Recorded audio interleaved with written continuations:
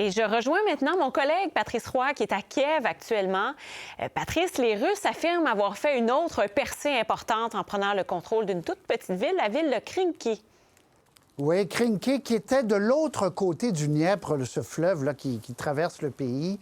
C'était en territoire occupé, mais les Ukrainiens, de peine et de misère, cet été, avaient été capables de reprendre un petit poste avancé sur le bord de la rivière. Or, les Russes les ont chassés aujourd'hui, après la grosse défaite quand même en fin de semaine, samedi, d'Avdiivka. Donc, ça fait coup sur coup, deux défaites pour les Ukrainiens. On entend, Véronique, à chaque jour ici, aujourd'hui, le premier ministre, le ministre des Affaires extérieures, le président en fin de semaine dire « c'est devenu une urgence nationale. Sur le front, il nous manque d'armes, donc. » Et le blocage américain a des conséquences concrètes déjà. Donc, on essaye de faire avec ce qu'on a. Et ce qu'on a développé de plus en plus, ce sont les fameux drones. On est allé rencontrer une des responsables du programme pour les drones ici, un personnage, vous allez voir, très particulier, très déterminé. Elle nous explique pourquoi c'est important en attendant les autres armes. Il y a quelques années, cette scène aurait été impossible à imaginer. Un petit drone qui plonge vers un char d'assaut et le détruit.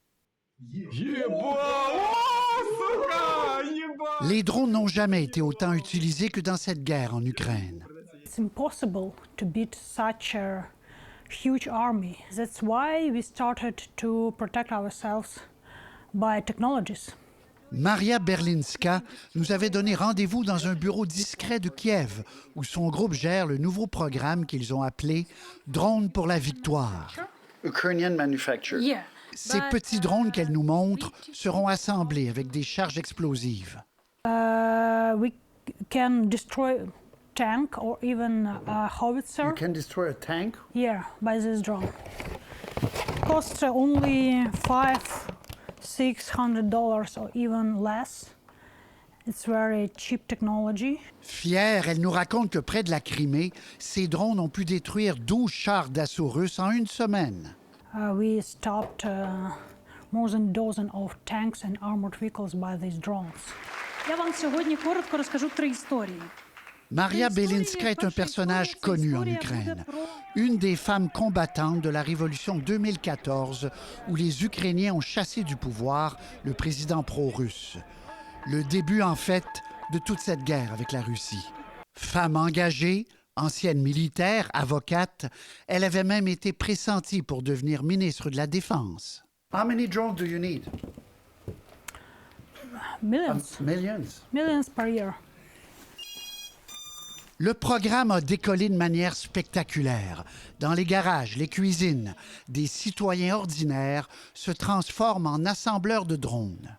If you would like to know how to assemble these drones, you can get this information for free, and our engineers can help you and provide you all necessary information.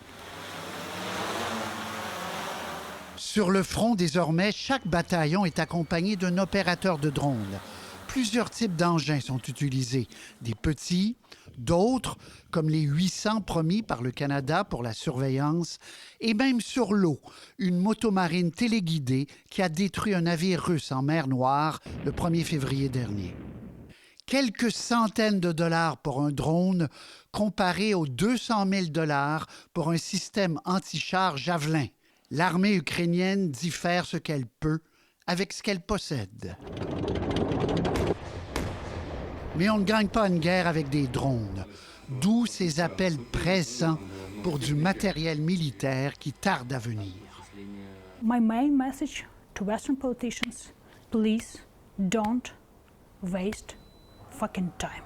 Son souhait, vivre en paix et apprendre des poèmes aux enfants plutôt que de leur apprendre à faire des drones.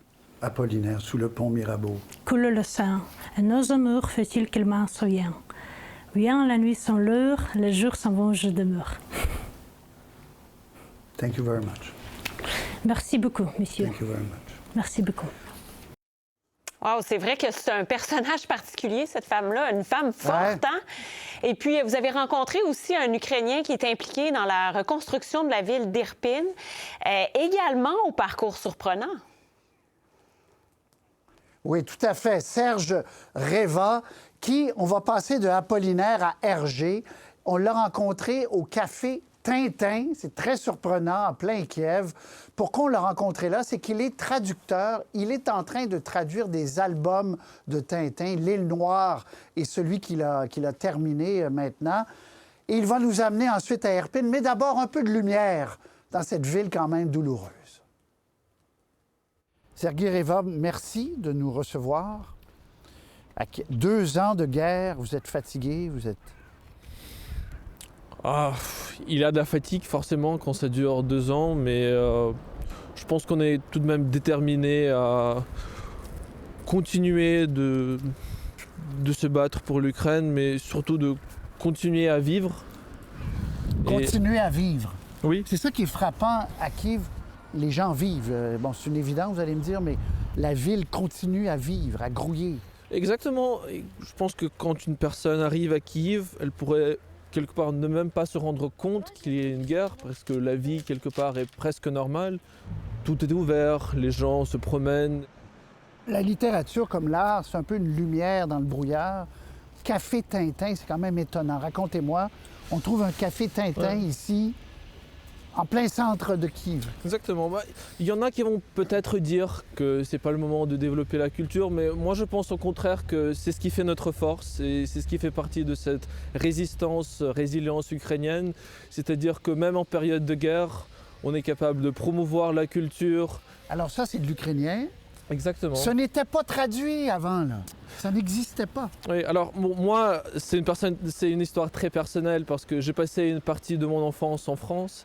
Et en grandissant, je lisais beaucoup Tintin, j'étais vraiment fan. Et puis en grandissant, je me suis rendu compte que personne ne connaissait Tintin en Ukraine car ça n'avait jamais été traduit en ukrainien. Donc c'est devenu un peu mon rêve de traduire Tintin en ukrainien. Il y a même Milou qui arrive. Il y a Milou, il y a toujours de la nourriture pour les chiens ici. Et vous, votre œuvre, c'est celui-là, L'île Noire. C'est ça, c'est L'île Noire. Un des meilleurs. Oui, c'est un de mes préférés. J'ai commencé à le traduire en 2013 et il n'a vu le jour qu'en 2023. Wow. Et c'était très symbolique aussi parce que la première version couleur de L'île Noire avait paru en 1943 pendant la guerre. Et voilà, 80 années plus tard, L'île Noire a apparu en ukrainien. Donc c'était vraiment un miracle pour moi. C'est extraordinaire. Et le taux de difficulté, parce qu'Hergé a beaucoup de textes et tout ça, ça doit être complexe quand même. C'est assez complexe, effectivement. Le langage n'est pas si compliqué que ça, mais il est très riche, il y a beaucoup de textes à traduire. Et ce qui a été le plus compliqué, c'était les jeux de mots, les calembours, les expressions. Comme ça c'est vous qui avez fait ça. Oui, exactement. Le bruit que fait... Qu'est-ce qu'il dit, le monstre, le là? gras, le bruit que fait le singe. Il a fallu faire quelques recherches pour justement traduire ces onomatopées.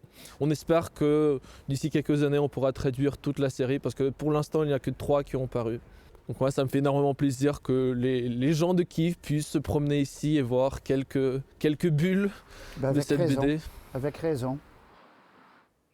Alors, Véronique, Sergueï Reva, évidemment, son vrai emploi, c'est de travailler pour l'ONU, le HCR, le Haut Commissariat aux réfugiés, qui finance des projets de reconstruction. Alors, je vous amène à Irpin, banlieue de Kiev, l'équivalent de Repentigny, l'équivalent de l'Assomption. Boutcha et Irpin, ce sont des noms qu'on a retenus parce qu'il y a eu des massacres. 300 morts à Irpin, 400 morts à Boutcha. Donc, les maisons ont été détruites par les Russes qui sont arrivés par là. C'est des jeunes familles qui habitaient là. C'est des banlieues, classe moyenne. Il est allé nous montrer, et c'est la bonne nouvelle, qu'on est en train, à vitesse grand V, de reconstruire. Ici, c'était détruit, là. Oui, exactement. Il y a encore 1 an, tout était détruit dans ce quartier d'Irpin. Et on a décidé de leur fournir tous les matériels de base nécessaires pour la réparation et la reconstruction d'environ 70 maisons sur cette rue, la rue Bagirova. C'était des quartiers, là, Irpin, dans l'imaginaire, et Boutcha, c'est devenu synonyme d'horreur. C'était des quartiers paisibles ici, là. En effet, c'est très dommage qu'aujourd'hui Irpin et Butcha soient dans la tête des gens uniquement liés aux crimes de guerre, aux atrocités qui ont eu lieu ici. Mais avant l'invasion russe, c'était des banlieues résidentielles très sympathiques avec beaucoup de familles, de jeunes, d'enfants qui habitaient ici et qui reviennent, qui veulent rester ici à Irpin. На Багірова чи трохи далі? На Котляревського. Ага. Leur maison est reconstruite. А ваш будинок теж ремонтувався? Чи... Ні, ми ставили вікна. Vous sami вставляли? Так, так. Ага. Donc oui, leur maison a été endommagée, mais ils ont uniquement dû changer les fenêtres. Et ils habitent juste à côté, là, une rue voisine. Est-ce qu'ils étaient là il y a 2 ans, quand ça a pété, là? А чи де ви перебували, коли Ми виїжджали почалася? 25-го числа. Ага. Місто Біла Церков. Там було більш тихіше, і ми там були 2 місяці, поки тут все було так дуже гаряче. Et là, la vie va reprendre, là. І ну зараз життя продовжується, можна так сказати, Звичайно, я б відновлюється. я нікуди б не виїхала, Ой. тільки тут, а тільки тут. On a rencontré ces 2 familles, ces jeunes enfants. Beaucoup de pères sont au front. Vous connaissez des gens qui sont morts au front. Toutes les familles sont touchées encore, là, 2 ans plus tard. Je pense que vous n'arriverez pas à trouver une famille qui n'a pas été touchée par la guerre. Soit des maisons ont été détruites ou touchées, soit des amis, des proches sont allés au front ou même ont été tués. Et c'est long. On trouve ça long, on trouve ça dur. C'est long. On ne pouvait pas s'imaginer au début que ça allait durer aussi longtemps et on ne sait pas vraiment quand est-ce que ça va se terminer. Donc notre obligation à nous qui sommes ici, c'est de faire tout ce qu'on peut pour se rendre utile. Le HCR, donc, finance une partie de ça où vous travaillez. Est-ce que vous estimez globalement que la communauté internationale en fait assez? On ne pourra jamais faire assez, car les besoins humanitaires sont tellement énormes. C'est une crise humanitaire sans précédent. C'est une crise c'est la plus grande crise depuis la Seconde Guerre mondiale, si vous voulez. Donc, même si les organisations internationales telles que le HCR font énormément de travail, il y aura toujours encore plus de besoins. Et c'est pour ça qu'on demande encore plus d'aide aux autres pays du monde. Très bien. On le voit, il y en a qui sont terminés, là. Effectivement, il y a des maisons qui sont déjà terminées et il y en a encore qui sont en processus de reconstruction. Et ça fait vraiment très plaisir de voir les familles qui reviennent, même si c'est encore une zone de chantier, pas forcément très agréable, mais ils ont leur maison où ils peuvent vivre, espérons-le, paisiblement et en calme.